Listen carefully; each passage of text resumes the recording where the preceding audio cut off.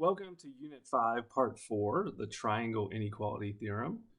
And the Triangle Inequality Theorem just says that the sum of any two lengths of a triangle have to be greater than the other side. If it's not, then you can't have a triangle. And so, if you look at number 28, it says, is it possible to form a triangle with side lengths 6.5, 8.5, and 14.5?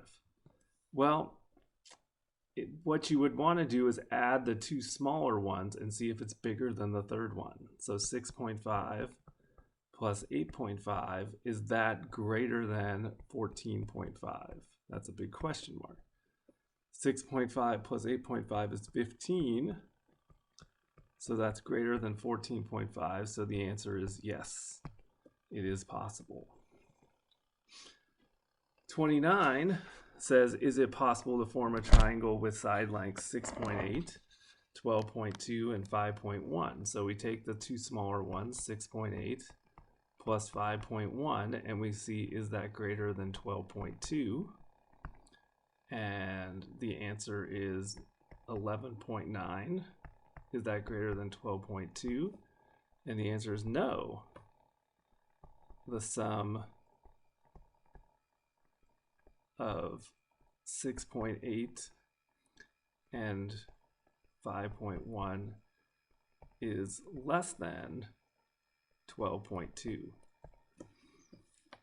All right, so 30, it says, is it possible to form the triangle here?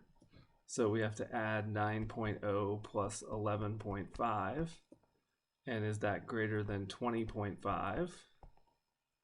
So we get 20.5. Is that greater than 20.5? And the answer is also no, because 9.5 plus 11.5 is not greater than 20.5. It's equal to it.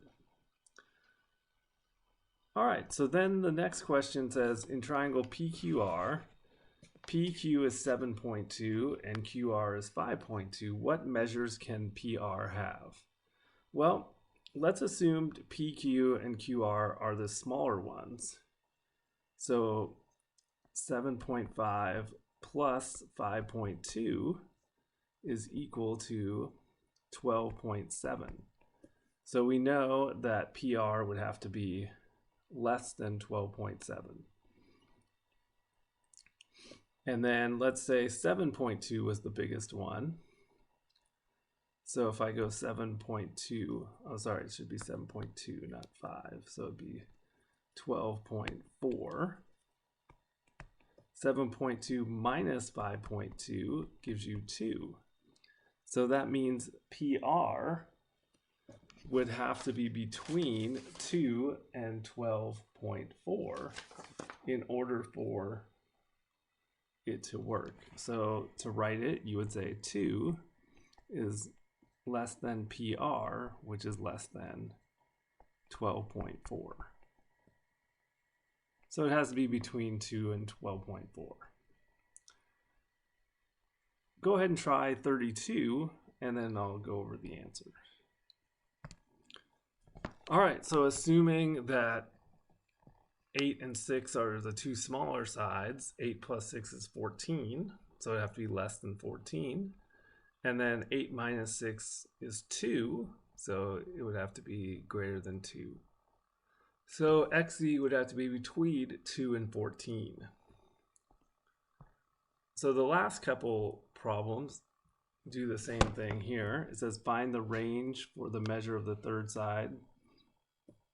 So adding 8.3 plus 15.6 gives me 23.9. Subtracting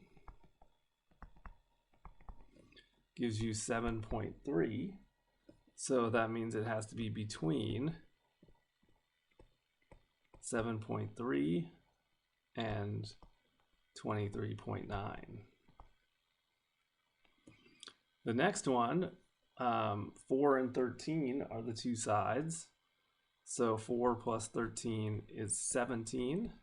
13 minus 4 is 9. So it has to be between 9, and 17. All right, so 35 says write an inequality to describe the length of mn.